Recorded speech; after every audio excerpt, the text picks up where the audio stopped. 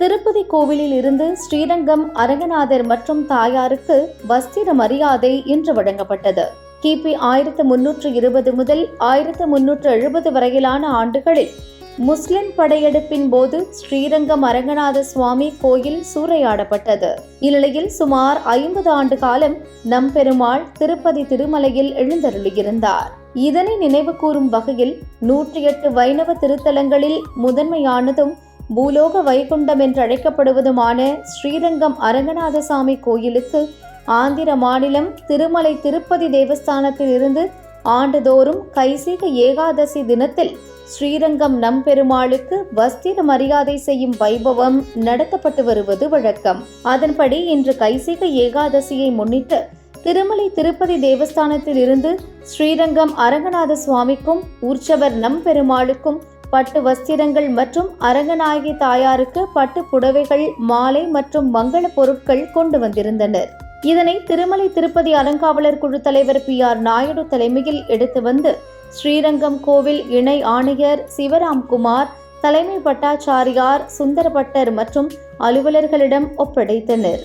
முன்னதாக நம்பெருமாளுக்கான வஸ்திரங்கள் கோயில் யானைகள் ஆண்டாள் மீது வைத்து கோயில் வளாகத்திலிருந்து புறப்பட்டு உள்பிரகாரங்களில் மேளதாளம் முழங்க வலம் வந்து மீண்டும் கோயிலை அடைந்தனர். பின்னர் இந்த வஸ்திரங்கள் நம்பெருமாளுக்கும் தாயாருக்கும் அணிவிக்கப்பட்டு பக்தர்களுக்கு காட்சியளித்தனர். இதில் ஸ்ரீரங்கம் கோவில் அலுவலர்கள், திருப்பதி தேவஸ்தான அறங்காவலர் குழு உறுப்பினர் நரேஷ்குமார், பேஸ்கார் ஹிமத் கிரி, அறநிலையத்துறையினர் மற்றும் கோவில் நிர்வாகிகள் கலந்து கொண்டனர். திருப்பதியிலிருந்து நம்பெருமாளுக்கு 365 நாட்களுக்கான வஸ்திர மரியாதை வழங்கப்பட்டுள்ளது குறிப்பிடத்தக்கது. இதுகுறித்து ஸ்ரீரங்கம் கோயில் தலைமை அர்ச்சகர் திரு சுந்தர் பட்டர் பத்திரிகையாளர்களுக்கு பேட்டியளித்தார்.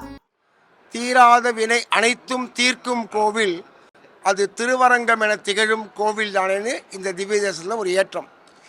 எவ்வளோ பெரிய தீராத வினை இருந்தாலும் அது யாரால் தீர்க்க முடியும்னா இங்கே படுத்துட்டு இருக்க பெரிய பெருமாளால் தான் முடியும். அதே போல் திருவேங்கடமுடையானுக்கும் தாயே தந்தையே என்றும் தாரமே கிளை மக்கள் என்றும் நோயே பற்றொழிந்தேனார். ஸோ நம்மளுடைய வாழ்க்கையை முழுக்க நம்ம எங்கேயாவது ஒரு இடத்துல நம்ம முழுமையாக சமர்ப்பணம் பண்ணிக்கணும். அந்த முழுமையாக சமர்ப்பணம் பண்ண இடத்துல இருக்கக்கூடிய பெரிய பெருமாளும் திருவேங்கடமுடையானும் ஒப்பாரும் இல்லை மிக்காரும் இல்லைம்பா. இந்த தெய்வங்களுக்கு ஒப்பான தெய்வம் கிடையாது, இதுக்கு மேலே தெய்வம் கிடையாது சொல்லுவாள். அதனால தான் திவ்ய தேசங்களில் பிரதானமாக 3 திவ்ய தேசம் கொண்டாடுறோம். 1 ஸ்ரீரங்கம், 2வது திருமலை திருவேங்கடமுடையான், 3வது திவ்ய தேசத்தில் காஞ்சிபுரம். இந்த தேவப்பெருமாளும் பெரிய பெருமாளும் திருவேங்கடமுடையானும் இந்த உலகத்தையே ஆளக்கூடிய மிக பலம் வாய்ந்த ஒரு சக்தி கொண்டவர்கள். அதனால தான் இந்த ஊரை பார்த்தாங்கன்னா எல்லா நாளும் இங்கே எப்படி ரெங்கா ரெங்கான்னு சொல்கிறோமோ அதே போல் திருவேங்கடமுடையானுக்கு பிடித்த வார்த்தையே கோவிந்தா. இந்த கோவிந்தான்னு ஒரு தடவை சொன்னாவே நரகமே சொர்க்கமாகும் இருக்கார். நரகமே சொர்க்கமாகும். அப்போது அந்த வார்த்தை எவ்வளோ பெரிய பலமான விசேஷமான அனுகிரகம் தன் அடியார்கள் கிடைக்கிறதுக்கு அவர் தன்னை ரொம்ப குறைச்சிட்டு வரவா சௌக்கியத்தை எதிர்பார்த்துட்டு இருக்கார். அப்படியாப்பட்ட ஒரு திவ்ய தேசத்தில் ஸ்ரீரங்கத்தில் இன்றைக்கி கௌசிக ஏகாதசி சொல்லுவோம். ஏகாதசி விரதம்னாவே சாதாரணமாகவே நம்ம உடம்பாலையும் மனசாலையும் நம்மளை சமப்படுத்திக்கிறதுக்காக விரதம் சொல்லுவோம்.